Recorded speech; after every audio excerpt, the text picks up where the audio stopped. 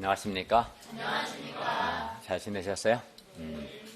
오늘 우리 윤기정 형제님, 아버님도 오셨는데 같이 예배드려서 하나님께 감사합니다. 네.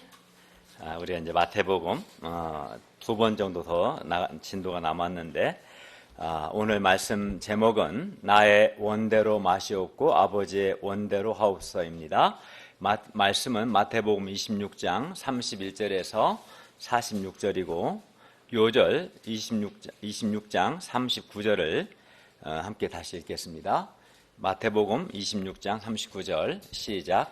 조금 나아가서 얼굴을 땅에 대시고 내려 기도하여 이르시되 내 아버지여 만일 할만하시거든 이 잔을 내게서 지나가게 하옵소서. 그러나 나의 원대로 하시옵고 아버지의 원대로 하옵소서 하시고. 네, 기도하겠습니다. 은혜로 오신 주님, 오늘도 저희가 살아계신 성부, 성자, 성령 하나님께 예배드릴 수 있는 은혜를 주셔서 감사합니다. 저희 드리는 예배가 성부, 성자, 성령 삼위 하나님을 기쁘시게 하고 경배하는 예배가 되게 하여 주시옵소서. 또 성령님께서 임재하셔서 주의 말씀을 잘 깨닫고 저희가 은혜를 받고 믿음과 순종으로 반응할 수 있도록 성령님께서 우리를 불쌍히 여기시고 은혜 베풀어 주시옵소서. 예수님의 이름으로 기도하였습니다. 아멘.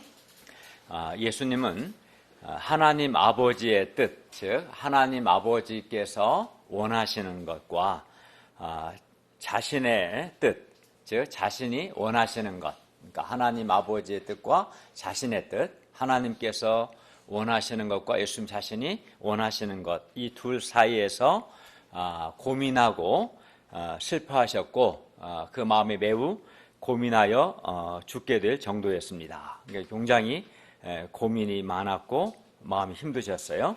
그런데 예수님뿐만 아니라 여기 있는 우리 역시 어떻습니까? 우리 역시 나의 뜻과 하나님의 뜻이 서로 다를 때가 있고 그때 우리 마음도 고민이 되고 마음이 무겁고 힘들고 슬프고 괴롭습니다.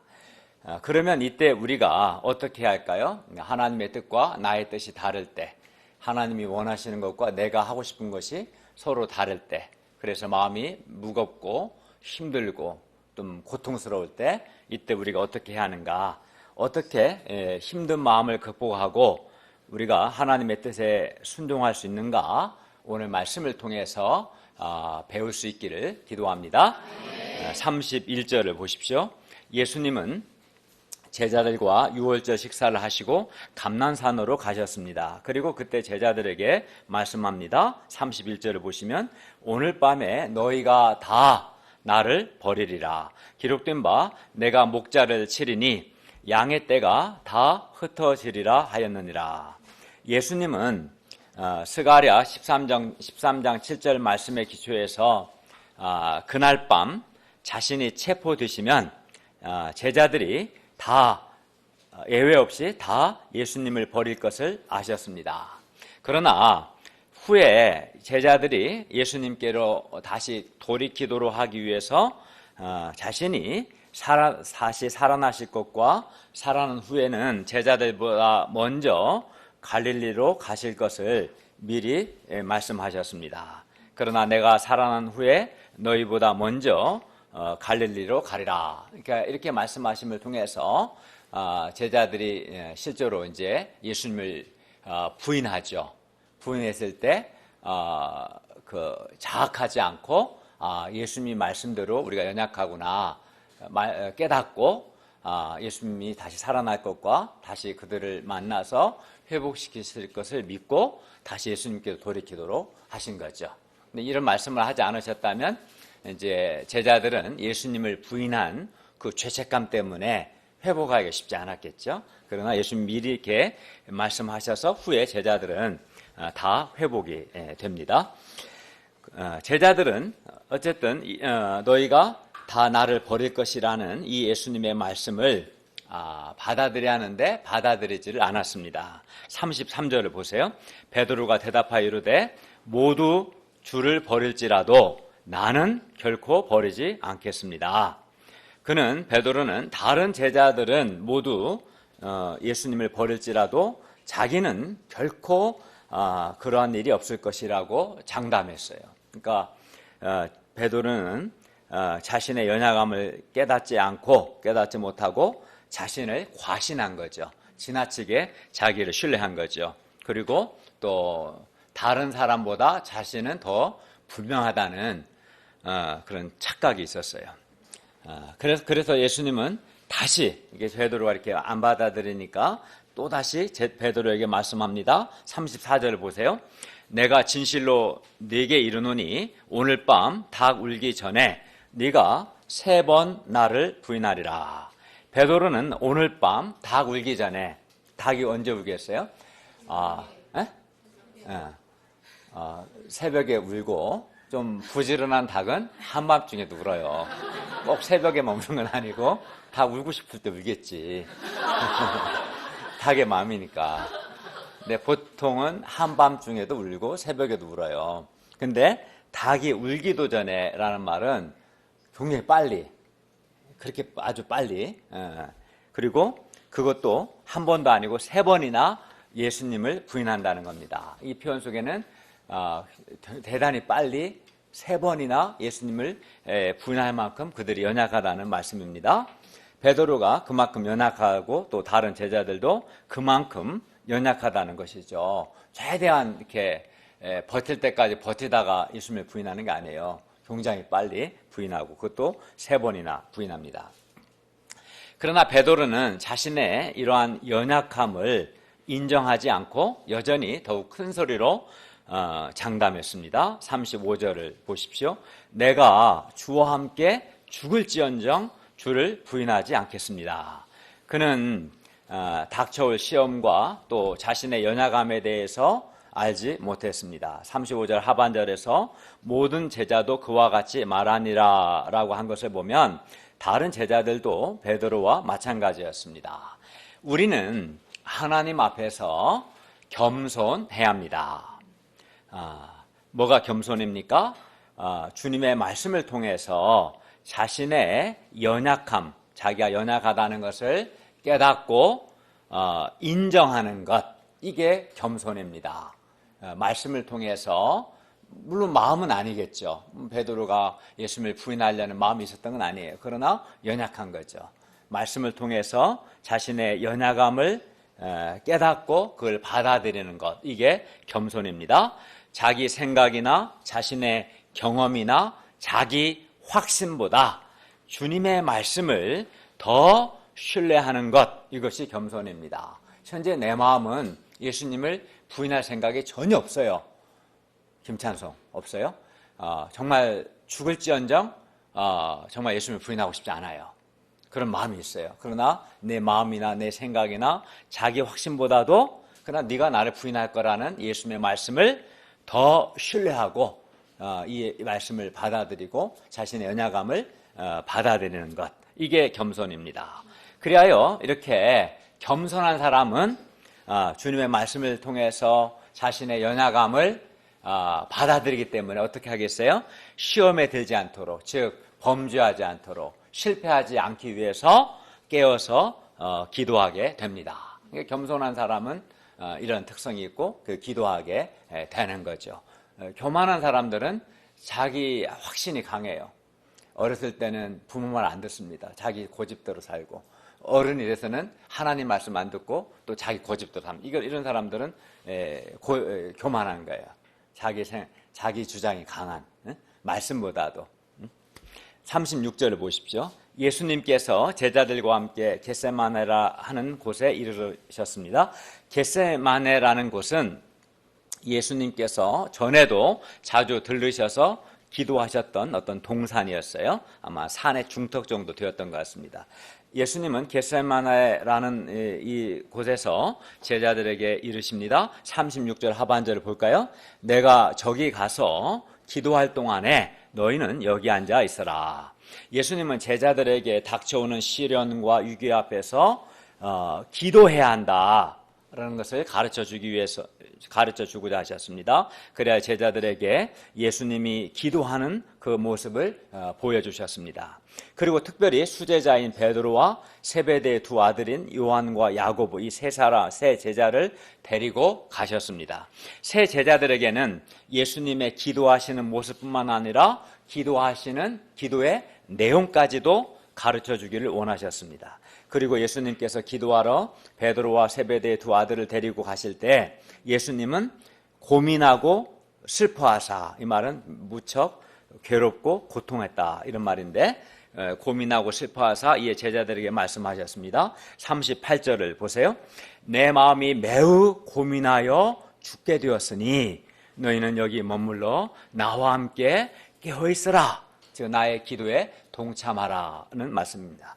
예수님은 내 마음이 매우 고민하여, 즉 이 말은 매우 극도로 괴로움을 당하는, 극도로 매우 슬픈, 그리하여 죽게 되었다. 이렇게 죽게 될 만큼 매우 마음이 괴롭고 슬프고 고통스럽다라고 자신의 심경을 토로하셨습니다. 이런 적이 거의 없어요, 복음서에. 이제 예수님 십자가 죽음을 앞두고 마지막에 이런 말씀하십니다. 그리고 여기 머물러 나와 함께 깨어있으라는 것은 나의 기도에 동참해서 너희도 기도하라, 이런 의미입니다. 당시 예수님의 마음은 큰 슬픔과 고통 가운데 있었습니다. 마음의 고통과 슬픔이 너무 커서 죽을 지경이다, 죽게 되었다 라고 말씀하셨습니다. 예수님은 지금까지 제자들에게 이렇게 연약한 모습을 보이신 적이 지난 3년에 3년 6개월 동안 단 한 번도 없으셨습니다. 그런데 예수님은 지금 이때만큼은 제자들에게 내 마음이 매우 고민하여 죽게 되었다, 내 마음이 극도로 슬프고 무겁고 괴롭다 라고 말씀하셨고, 그러기 때문에 너희는 여기 머물러서 나와 함께 깨어있으라, 내가 기도할 동안 너희도 나를 위해 기도해달라, 이렇게 어린 제자들에게 기도 부탁까지 하셨습니다. 이를 볼 때 예수님은 십자가의 죽으심을 앞두고 극도의 슬픔과 고통으로 마음이 눌려 있었음을 알 수 있습니다. 이렇게 마음이 매우 힘들고 슬프고 고통스러울 때, 이럴 때가 우리도 있는데, 이 정도는 알지라도 마음이 막 힘들 때 있죠. 마음이 힘들고 이렇게 슬프고 고통스러울 때, 이때 우리는 이런 현실을, 이 상황을 피하고 싶은 마음이 있습니다. 그렇죠? 이 상황을 벗어나고 싶습니다. 잊고 싶습니다. 그러나 이때 예수님은 어떻게 하셨습니까? 예수님은 조금 39절 상반절을 보시면 예수님은 조금 나아가서 얼굴을 땅에 대시고 엎드려 기도하셨습니다. 이는 간절하게 기도하셨음을 의미합니다. 예수님은 마음이 매우 고민하여 죽게 되었을 때 회피하거나 현실을 도피하지 않으시고 제자들에게 기도 부탁을 하시고 어떻게 했어요? 하나님께 나아가셨습니다. 그리고 하나님 앞에서 얼굴을 땅에 대고 엎드려 기도하셨습니다. 그러니까 하나님께 나아가셨어요. 뭐 사람에게 나아가거나 PC방에 나아가거나 술집으로 나아가거나 하지 않으시고 하나님께 나아가셔서 얼굴을 땅에 대고 엎드려 기도하셨습니다. 사람들은 자신들 앞에 감당하기 어려운 시련이 닥쳐올 때 그런 현실을 회피하고 도피하려고 합니다. 또 하나님께 이때 힘들 때 하나님께 순종하는 자세보다는 막 불평하고 원망하고 반발하는 자세를 취합니다. 하나님께 직접 하거나 또 나를 힘들게 한 사람이 누가 없는가 찾아서 아무개 때문에 힘들다 이렇게 자꾸 이제 반발하거나 불평하고 원망하는 경향이 있죠. 힘들 때 또는 이런 마음이 매우 힘든 현실을 잊으려고 잊기 위해서 잠을 자거나 아니면 다른 일에 몰두하려고 하기도 합니다. 아니면 마음이 너무 슬프고 고통스럽고 힘들 때 이 사람 저 사람 찾아가서 자기 힘든 것을 말하면서 불평하거나 또는 사람들의 인간적인 위로를 구하기도 합니다. 그러나 예수님께서는 그렇게 하지 않으셨습니다. 예수님께서는 그 마음이 매우 고민하여 죽게 된 바로 그 상황에서 하나님의 뜻에 순종하기 위해 하나님께 나아가서 하나님 앞에 엎드려 기도하셨습니다. 그러면 예수님은 무엇을 위해서 기도하셨습니까? 39절 하반절을 보십시오. 내 아버지여, 만일 할만하시거든 이 잔을 내게서 지나가게 하옵소서. 그러나 나의 원대로 마시옵고 아버지의 원대로 하옵소서. 예수님은 그 견딜 수 없는 고통 가운데서도 내 아버지여 라고 하나님 아버지께 대한 변함없는 신뢰와 사랑을 고백하셨습니다. 하나님께 반발하지 않고 여전히 상황이 힘들지만 내 아버지여 라며 하나님께 대한 변함없는 신뢰와 사랑을 고백하시고, 그리고 만일 할만하시거든 이 잔을 내게서 지나가게 하옵소서라고 기도하셨습니다. 여기서 만일 할만하시거든 이라는 말은 예수님께서 그 잔을 마시지 않으셔도 되는, 혹시 다른 길이 있다면 이라는 뜻입니다. 즉 인류를 죄에서 구원하기 위한 다른 길이 있다면 이라는 뜻입니다. 할만하시거든 이란 말은. 그리고 여기서 잔은 예수님 뭐라고 하셨어요? 이 잔을 내게서 지나가게 하옵소서. 만일 할만하시거든 이 잔을 내게서 지나가게 하옵소서라고 하셨는데, 여기서 잔은 어떤 잔이겠어요? 여러분 갖고 있는 뭐 커피잔이나 물잔이 아니라, 술잔이 아니라, 이 잔은 여기서 잔은 인간의 죄에 대한 하나님의 진노의 잔으로서 인간의 죄에 대한 하나님의 형벌을 가리킵니다. 이 잔은 하나님의 진노의 잔이요, 인간의 죄에 대한 하나님의 형벌의 잔을 가리킵니다. 구체적으로 예수님께서, 하나님의 아들 예수님께서 우리를 사랑하사 우리 죄를 대속하기 위해서, 우리 죄를 대신 갚으시기 위해서 십자가에서 우리 대신 죽으시는 것, 이것이 이 잔입니다. 이것이 이 잔입니다. 하나님은 거룩하시기 때문에 죄를 용납하지 않습니다. 그래야 하나님은 사람의 죄에 대해서 진노하시는데, 죄에 대한 하나님의 진노는 무섭습니다. 하나님은 인간을 이 죄에서 구원하기 위해 인간의 죄를 용서하기 위해서 인간의 죄에 대한 이 하나님의 진노의 잔을 하나님의 아들 예수님께서 우리를 죄인들 대신에 예수님 자신이 마시기를, 이 하나님의 진노의 잔을 마시기를 원하셨던 것이죠. 죄에 대한 하나님의 진노의 잔, 하나님의 형벌의 잔을 누가? 예수님이 대신 마시기를 원하셨어요. 그리하여 예수님께서 우리 죄인들을 대신하여 고난을 받으시고 십자가에서 죽으셔야만 하셨습니다. 그리고 이렇게 예수님께서 우리 죄인들을 대신하여 하나님의 진노의 잔을 마심으로 죄인들을 구원하시는 것이 바로 뭡니까? 하나님의 뜻. 하나님께서 예수님에게 원하시는 거예요. 나의 원대로 마시옵고 아버지의 원대로 하옵소서라고 할 때 하나님 아버지의 원하시는 것이 바로 이겁니다.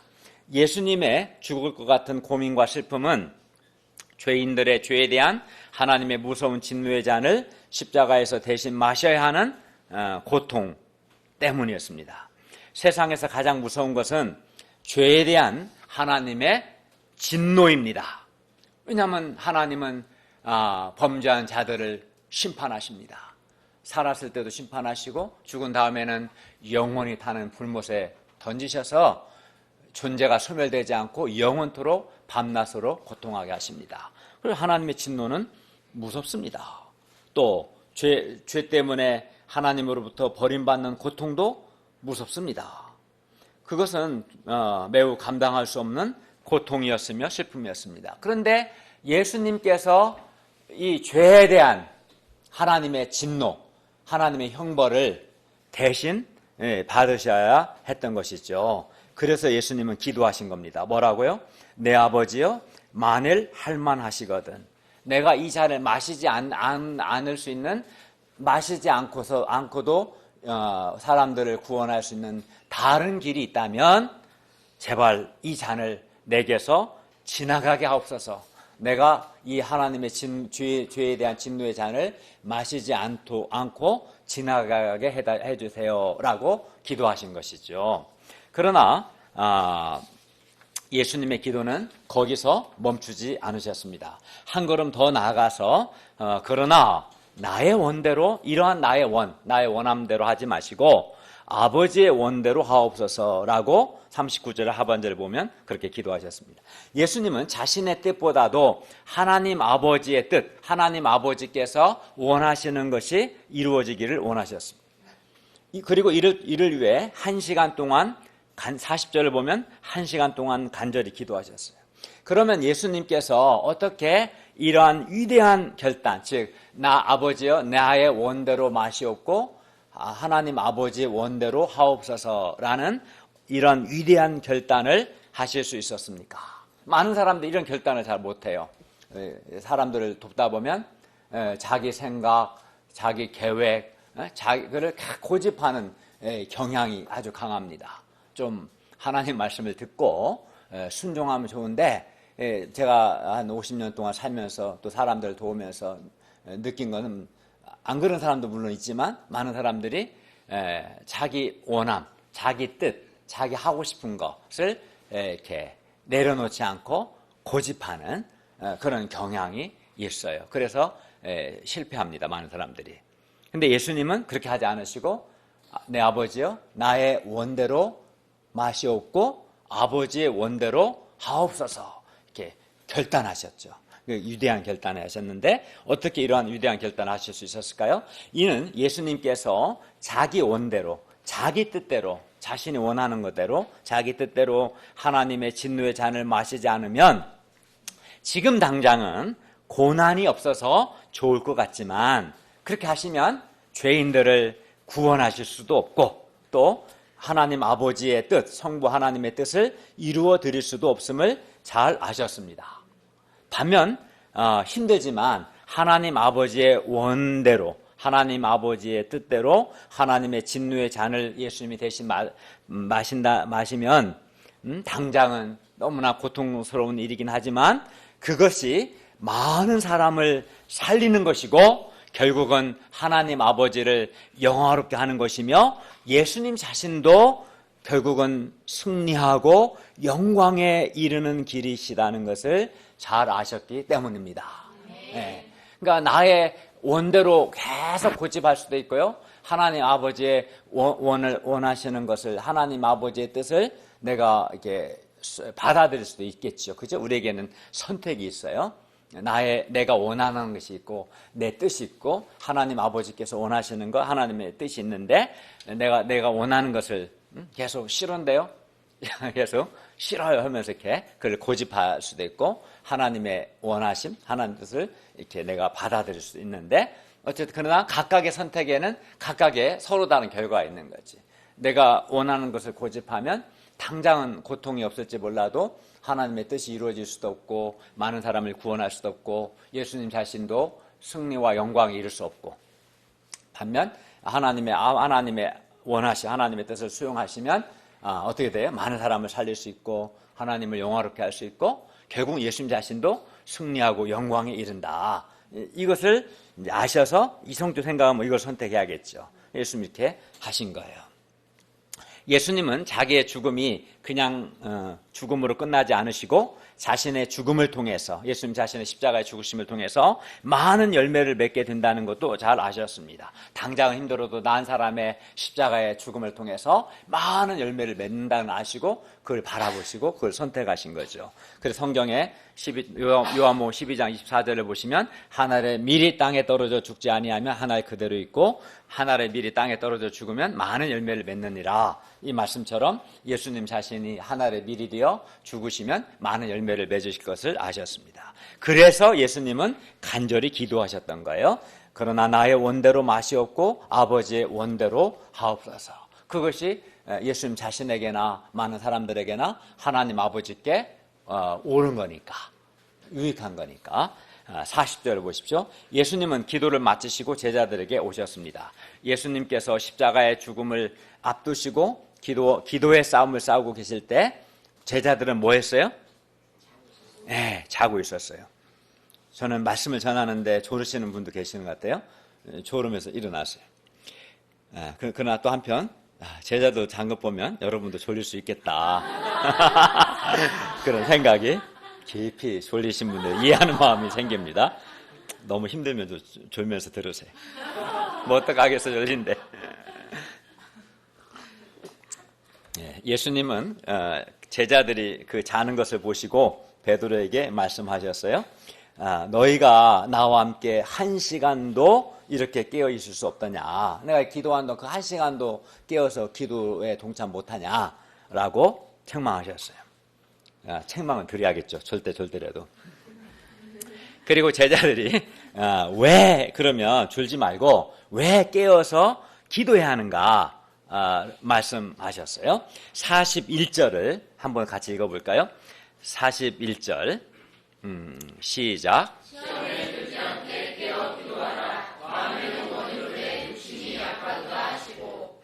네, 예수님은 시험에 들지 않게 깨어 기도하라고 말씀하셨습니다. 시험에 든다는 것은 범죄하는 것, 실패하는 것을 의미합니다. 시험에 들지 않기 위해서, 내가 범죄하지 않기 위해서, 실패하지 않기 위해서 깨어서 기도하라 하셨어요. 제자들은 자기들은 아무 문제 없다고 큰 소리를 쳤지만 예수님 부인 안 할 거라고 왜 못 믿냐고 큰 소리를 쳤지만 예수님께서 보실 때 그들은 마치 벼랑 위에 서 있는 어린 아이처럼 위태로워 보였습니다. 발 한 발 잘못되면 떨어져 죽을 지경 있는 것처럼 위태해 보였습니다. 예수님을 따르는 제자 중에 누구도 시험에 들고 싶은 사람은 없을 것입니다. 생각해 보세요. 제자들 중에 누가 예수님을 부인하고 싶은 사람이 있겠어요? 예수 믿는 사람 중에 없어요. 주님과 함께, 그러니까 실제로 마음은 원해로 돼. 즉 마음은 예수님 부인하고 싶지 않은 거예요. 주님과 함께 죽을지언정 주님을 부인하지 않겠다는 그들의 다짐 자체는 진실이었어요. 거짓말한 게 아닙니다. 진짜 그런 마음이었어요. 그러나 그들의 원함은 사실이지만 예수님도 그러잖아요. 마음에는 원해로 돼. 너희가 나를 부인하지 않고 죽을지언정 예수님을 부인하지 않는 거 그러니까 안다. 너희에게 그런 마음이 있다는 걸 예수님 아시는 거예요. 마음에는 원해로 돼. 그런 원함이 있다는 걸 안다. 그러나 문제는 사람은 연약합니다. 연약하기 때문에 누구라도 시험에 들 수 있어요. 이게 사람은 연약하기 때문에 누구라도 실패할 수 있고요. 누구라도 사람은 범죄할 수 있습니다. 여기에 왜 예외가 없어요. 어떤 사람도. 그걸 알아야 돼요. 나의 원함만 자꾸 고집하는 사람은 어리석은 사람이고 나에게 예수님을 부인하고 싶지 않은 그런 원함, 마음이 있는 것도 사실이지만 그러나 또 한편 우리가 사람이 연약하기도 하다라는 것을 인정해야 하는 거죠. 연약하다. 연약하기 때문에 실패할 수도 있고 범죄할 수 있는 겁니다. 그리고 우리는 이것을 겸손히 인정해야 합니다. 예수님은 제자들이 시험에 들지 않도록 깨어 기도하기를 원하셨습니다. 제자들이 막 두려움, 나중에 이제 예수님이 체포당하실 때 군대가 와서 제자들을 위협합니다. 그때 두렵죠. 두려움과 의심과 염려와 그런 불신의 시험에 들지 않기 위해서는 기도해야 합니다. 우리도 마찬가지. 우리 역시 마음의 두려움과 마음의 의심과 마음의 염려와 마음의 불안과 또 불신 또는 정욕 또는 세상 욕심의 시험에 들지 않기 위해서는 깨어 기도해야 합니다. 네. 기도하지 않으면 사탄의 시험에 들어 범죄할 수 있는 거죠. 기도는 사탄의 시험을 이길 수 있는 영적인 무기입니다. 우리가 사탄의 시험을 이길 수 있는 유일한 길은 깨어서 기도하는 것입니다. 저는 개인적으로 매일 기도할 때 이렇게 기도합니다. 제가 시험에 들지 않도록 깨어 기도하라는 주님의 말씀을 믿고 의지해서 지금 시험에 들지 않기 위해서 지금 주님께 나는 기도합니다. 라고 기도합니다. 주님의 말씀을 믿고 이 말씀에 순종해서 기도합니다. 따라서 제자들은 자신의 연약함을 겸손히 인정하고 깨어 기도해야 했습니다. 그러나 제자들은 기도하지 않았습니다. 자기들이 연약하다는 것을 받아들이지 않았습니다. 그 점에서 그들은 교만했습니다. 42절을 보십시오. 예수님은 제자들에게 깨어 기도하라고 말씀하시고 다시 두 번째 나아가서 또 기도하셨습니다. 그러면 예수님은 바로 조금 전에 1시간 동안이나 간절히 기도하셨는데 왜 두 번째 또 나아가셔서 기도하셔야 했을까요? 왜냐하면 예수님께서 아직은 하나님의 뜻에 순종할 온전한 준비가 되지 못하셨기 때문입니다. 그래야 예수님은 하나님의 뜻에 온전히 순종하기 위해서 또 기도하셨습니다. 42절 하반절을 함께 읽을까요? 내 아버지여부터 시작. 내 아버지여, 만일 내가 마시지 않고는 이 잔이 내게서 지나갈 수 없거든 아버지의 원대로 되기를 원하나이다 하시고. 예수님의 두 번째 기도는 첫 번째 기도보다도 훨씬 더 하나님의 뜻에 순종하고자 하는 소원으로 가득 차 있음을 볼 수 있습니다. 첫 번째 기도는 39절을 한번 볼까요? 첫 번째 예수님의 기도는 뭐라고 했어요? 할 수만 있으면 이 잔을 내게서 지나가게 해달라고 기도하셨습니다. 그러나 이제는 더 이상 예수님께서 이 잔을 내게서 지나가게 하옵소서. 39절에 만일 할 만하시거든 이 잔을 내게서 지나가게 하옵소서라고 하셨는데 39절 이 잔을 내게서 지나가게 해달라는 기도는 더 이상 하지 않습니다. 42절을 다시 보세요. 없죠. 이 잔을 내게서 지나가게 해달라는 기도가 42절에는 없습니다. 1시간 동안의 간절한 기도를 통해서 예수님은 처음에 그런 고민과 그런 슬픔과 고통이 많이 없어지신 거예요. 그리고 하나님의 뜻에 순종할 소원과 힘을 많이 얻으셨던 것이죠. 그래서 예수님은 이 잔을 마시지 않고는 이 잔이 자기에게서 지나갈 수 없거든 하나님 아버지의 원대로 되기를 원합니다 라고 기도하셨습니다. 그러니까 39절에 이 잔을 내게서 지나가게 하옵소서 라는 기도는 빠지고 42절에서 만일 내가 마시지 않고는 이 잔이 내게서 지나갈 수 없거든 아버지의 원대로 되기를 원합니다 라고 좀 더 적극적으로 하나님의 뜻을 순종하는 받아들이는 기도를 하신 겁니다. 하나님의 뜻을 더욱 영접하신 거죠. 이렇게 또 한참을 예수님은 간절히 기도하셨습니다.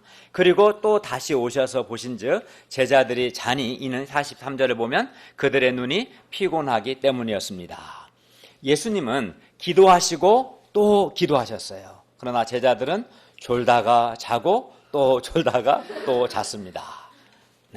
44절을 보십시오. 예수님은 그들을 두시고 나아가 세 번째 같은 말씀으로 기도하셨습니다. 예수님은 마음속에 남아있는 고민과 슬픔이 다 사라지고 하나님의 뜻에 순종할 수 있는 내적인 준비가 되기까지 힘쓰고 애써 간절히 기도하시고 또 기도하셨습니다. 그러니까 우리도 예수님이 딱 세 번 했다 세 번만 하면 안 되고 내 마음의 슬픔과 고통과 마음의 부담감과 힘든 마음 이런 마음들이 다 사라지고 하나님 아버지의 뜻을 영접하고 순종할 수 있는 내면의 소원과 힘이 생기기까지 기도해야죠. 그래서 그게 세 번이 아니라 30번이 될 수도 있어요. 300번이 될 수 있고 아니면 10번이 될 수 있어요. 사람마다 다 다르겠죠. 그 사람의 수준, 예수님은 수준이 좀 높으셨기 때문에 간절히 한 3번 정도 간절히 기도하심을 통해서 온전히 하나님 뜻을 받아들이셨어요. 근데 저나 우리 목사님들은 그렇게 그 정도 우리가 높진 않잖아요. 그럼 어떻게 할까요? 더 간절히 기도해야겠죠. 예수님께서 이렇게 세 번째 기도하셨을 때 예수님은 하나님의 뜻에 온전히 순종할 소원과 힘을 얻으셨습니다. 그러니까 하나님의 뜻에 순종할 내적인 준비가 다 되신 거죠. 45, 46절을 함께 읽겠습니다. 45, 46절 시작.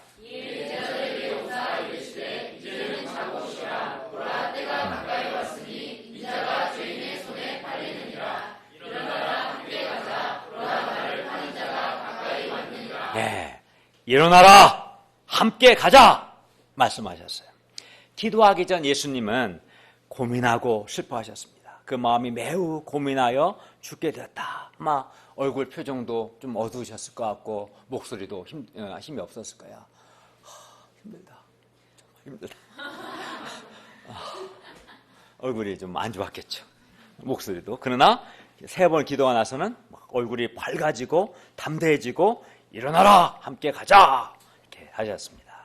그 마음이 매우 고민하여 죽게 되었다고 처음에는 말씀하셨어요. 기도하기 전에는. 그러나 기도를 통해서 예수님은 고민과 슬픔을 모두 다 극복하시고 하나님의 뜻에 순종할 수 있는 마음의 소원과 또 그렇게 하실 수 있는 내적인 힘과 담대함으로 충만하셨어요.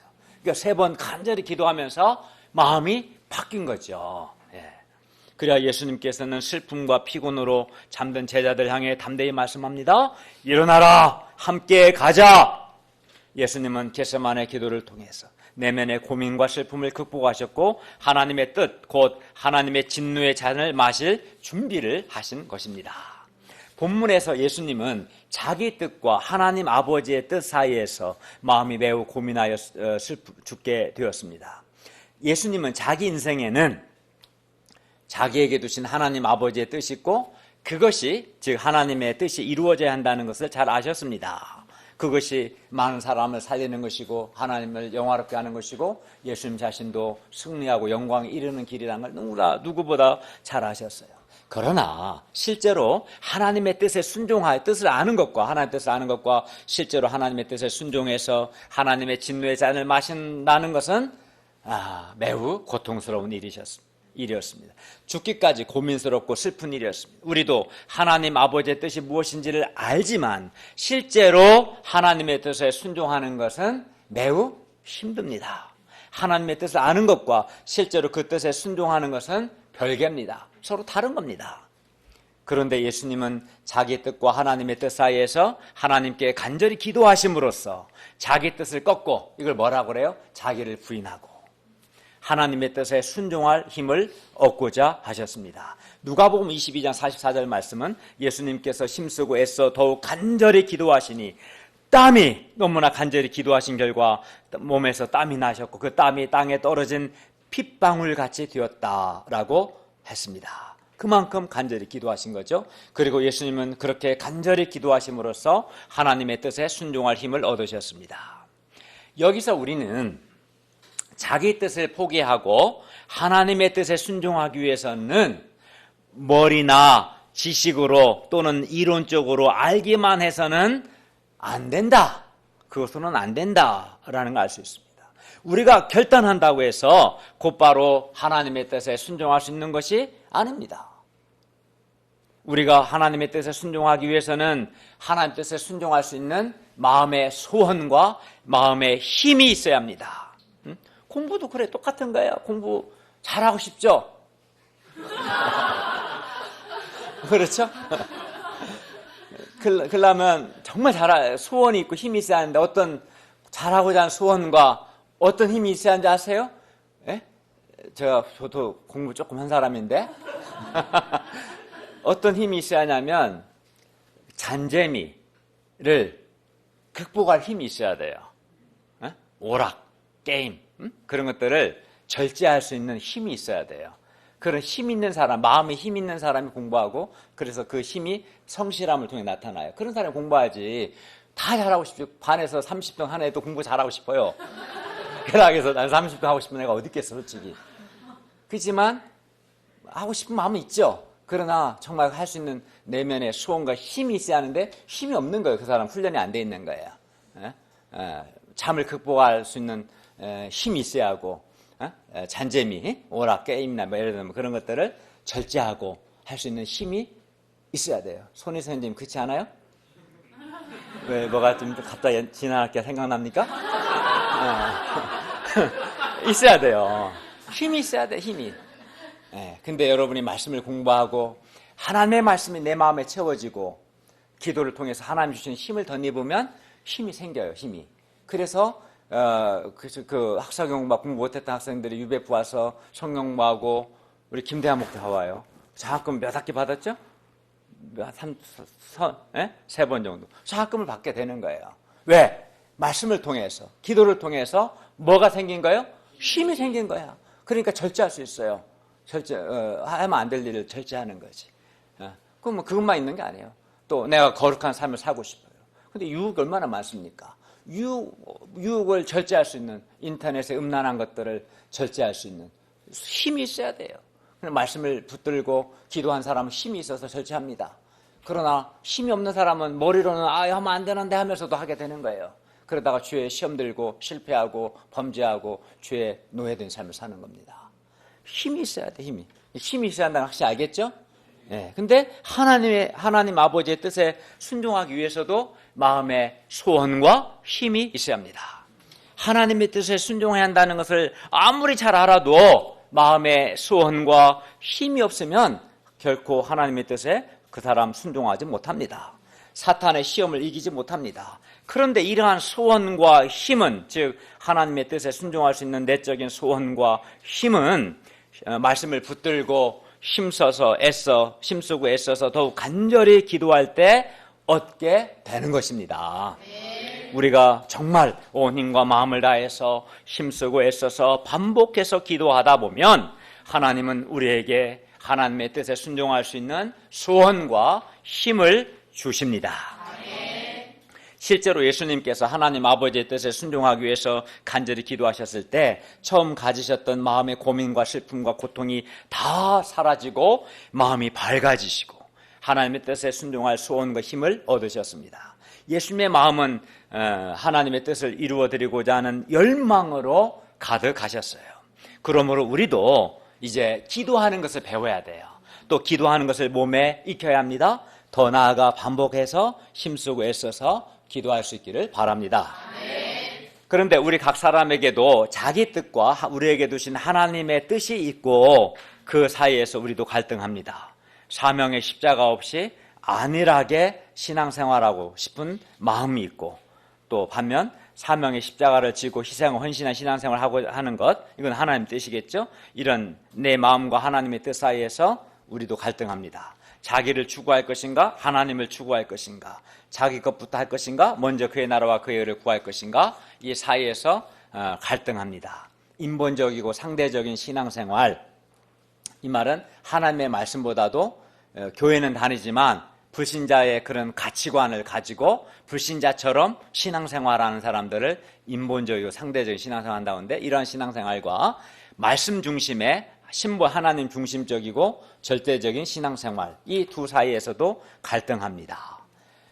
그리고 어떤 구체적인 상황에서 나의 뜻과 하나님의 뜻 사이에서 갈등이 있고 그래야 때로 마음이 고민스럽고 힘듭니다. 아침에 우리 연약한 학생들은 더 잠을 더 자고 싶은 마음과 일어나서 씻고 예배 드리러 가고 싶은 그 마음 사이에서 어떤 특정한 상황 속에서 갈등할 수 있잖아요. 그죠? 또 주말에 여행을 가고 싶은 마음과 주일 예배를 드리고 싶은 마음 사이에서도 갈등할 수가 있겠죠. 갈등을 극복하는 방법이 있어요. 어떻게 하면 돼요? 주일 예배 드리고 여행을 가든지 토요일 밤 늦게까지, 금요일 날 가서 토요일 밤 늦게 오시면 돼요. 그렇게 하면 되죠. 꼭 가고 싶으면 예배를 빠지고 그러면 안 되겠죠. 그러나 어쨌든 이렇게 이런 갈등이 있고 고민이 있고 힘듭니다. 그러나 하나님의 생각해 보시면 하나님의 뜻이 이루어지는 것이 많은 사람을 위해서 또는 하나님을 위해서나 결국은 나 자신을 위해서도 좋습니다. 나의 원함이나 내 뜻보다 하나님의 원하시는 것, 하나님의 뜻이 이루어질 때 정말 많은 사람을 우리가 돕고 살릴 수 있고요. 또 하나님을 기쁘시게 할 수 있습니다. 그리고 그런 삶에 많은 열매가 있습니다. 그리고 그러한 삶에 정말 기쁨과 보람이 있고요. 그런 삶에 생명력이 있습니다. 그리고 그때 나 자신도 더욱 변화되고 성장하고 하나님께 귀하게 쓰임받습니다. 결국에는 나 자신도 영광스럽게 됩니다. 그러므로 우리가 예수님의 겟세마네 기도를 배워서 어떻게 합니까? 그러나 나의 원대로 마시옵고 아버지의 원대로 하옵소서라고 기도해야겠습니다. 예수님과 같이 힘쓰고 애써 더욱 간절히 기도함으로써 하나님 아버지의 뜻에 순종할 힘을 얻어야겠습니다. 하나님께서 귀하게 쓰신 사람은 단 한 사람도 예외 없이 다 자기 뜻을 부인하고 하나님의 뜻에 순종한 사람들입니다. 자기 뜻을 주장하고 고집하는 사람은 당연히 결코 변화되거나 성장하지 않고 또 하나님께 귀하게 쓰임받을 수 없고 열매도 없습니다. 뿐만 아니라 하나님의 뜻을 거스르고 자기 뜻을 이루고자 하는 것은 결국은 자기에게도 결코 유익하지 않습니다. 우리가 삶의 구체적인 상황에서 내가 원하는 것, 나의 뜻이 뭐고, 또 그 동일한 상황에서 하나님께서 나에게 원하시는 것, 하나님의 뜻이 무엇인가를 깊이 생각해보고 자기 뜻과 하나님 뜻 사이에서 하나님의 뜻에 순종할 수 있기를 바랍니다. 그리고 이를 위해서 어떻게 합니까? 간절히 기도할 수 있기를 바랍니다.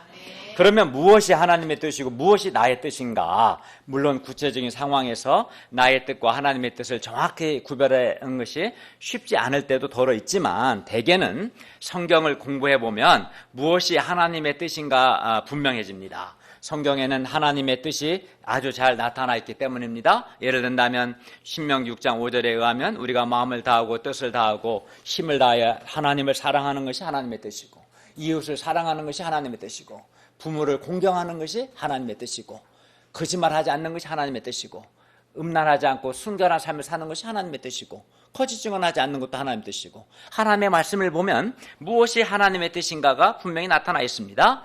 요한복음 3장 16절에 의하면 모든 사람이 예수 믿고 영생을 얻는 것이 또 하나님의 뜻입니다. 데살로니가전서 5장 17, 18절은 말씀합니다. 항상 기뻐하라, 쉬지 말고 기도하라, 범사에 감사하라. 이는 그리스도 예수 안에서 너희를 향하신 하나님의 뜻이니라. 그러므로 항상 기뻐하고 쉬지 않고 기도하며 범사에 감사하는 것이 하나님의 뜻이죠. 비록 어떤 상황에서 화가 나고 힘든 일이 있어도 바로 그때 우리가 화내지 않고 원망불평하지 않고 항상 기뻐하고 쉬지 않고 기도하며 범사에 감사하는 것, 이것이 하나님의 뜻입니다. 제가 이 메시지를 준비하면서 이거 깊이 배웠습니다. 머리는 알고 있었지만 또 새롭게 배웠습니다. 생각해보세요. 아주 일이 잘 되고 형통하고 그때 기쁘지 않은 사람 어디 있겠어요? 다 기쁩니다. 그때는 예수 안 믿는 사람도 기뻐요. 일이 잘 되면 연봉이 올라가고 보너스도 올라가고 휴가는 늘어나고 그러면 기쁘죠. 자식은 좋은 대학 가고 취직 잘 되고, 그 기분 나쁠 사람은 어디 있겠어요? 솔직히 기뻐요. 그죠? 목포에서 서울로 옮기면 좋겠죠. 윤기정 형제님도 성남이나 기쁘죠. 근데 힘들 때 있어요. 인생을 살다 어떻게 항상 이런 일만 있겠어요? 실패할 때도 있고 뜻대로 일이 잘 안 될 때가 있어요, 없어요? 있어요. 아니, 많습니다. 나이 먹을수록 더 많아져요, 사실은. 그때는 화가 나요. 짜증이 나요. 막 성질이 나고. 정이 나는 아직 10대인데도 벌써 그걸 느껴요? 야, 저숙한 건지 모르겠어요. 어쨌든 좀 그런 일이 많이 있습니다. 근데 그때 막 성질 내고 화내고, 그거는 불신자나 신자나 다 마찬가지. 똑같이 그렇게 한다면 또 차이가 없는 거죠. 근데 바로 그때 내가 이 말씀을 붙들고, 비록 그런 상황일지라도 항상 기뻐하고 쉬지 말고 기도하며 범사에 감사하는 것, 이것이 하나님의 뜻이라. 이렇게 하기 위해서, 이렇게 하려면 마음에 힘이 있어야 돼요. 그때 그러려면 힘이 있어야 하고, 힘이 있으려면 기도해야 돼요. 어떻게 기도하면, 하나님 지금 나는 정말 성질 더럽게 나고 화가 나고 막 미치길 지경입니다. 그러나 제가 주님의 말씀에 순종해서 주님의 선하심과 주권을 믿고 기뻐하며 기도하며 감사할 수 있도록 도와주십시오. 이런 소원과 힘을 주십시오. 이렇게 기도해야 한다는 거지. 반복해서. 그러다 보면 화난 마음, 그런 마음들이 조금씩 사라지고 기뻐할 수 있는, 감사할 수 있는 마음이 생기겠죠. 그렇게 하라는 거예요.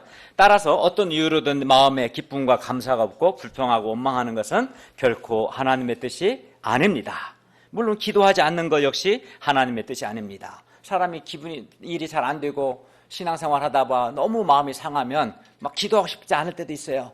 그런 반발심을 갖지는 말아야 하는데 그런 반발심이 생길 때도 있어요. 너무 힘들 때는.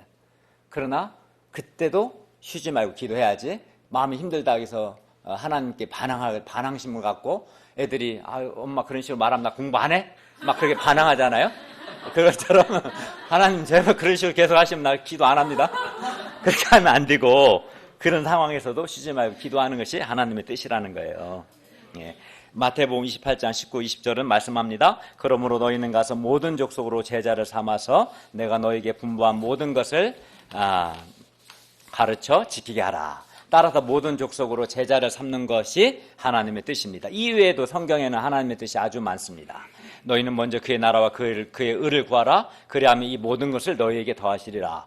따라서 먼저 그의 나라와 그의 의를 구하는 것, 그래야 이 모든 걸 더하신 하나님을 체험하는 것이 하나님의 뜻입니다. 받은 바 구원의 은혜를 감사하고 감당하는 것 역시 하나님의 뜻이고요.